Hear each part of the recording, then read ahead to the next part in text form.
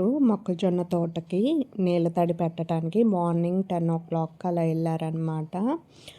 4:30కి అలా ఇంటికైతే వచ్చారండి. సో, ఆయన బాగా సూడిబడి ఉన్నారు. ఏదైనా తినాలనిపిస్తుంది అన్నారు అనేసి.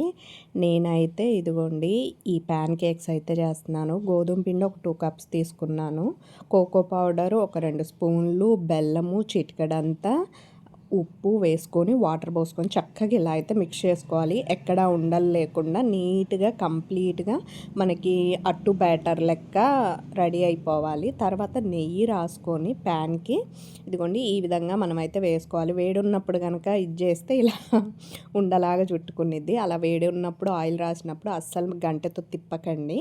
సో, నార్మల్‌గా వేసేసేయండి, ఏం పర్లేదు. అండ్ తర్వాత ఇలా ఫ్లిప్ చేసుకుంటే గనక మన ప్యాన్ కేక్ రెడీ అయిపోతుంది. టేస్ట్ అయితే సూపర్‌గా ఉంది. సింపుల్‌గా ఉంటుంది అండ్ హెల్తీ కూడా. ట్రై చేయండి.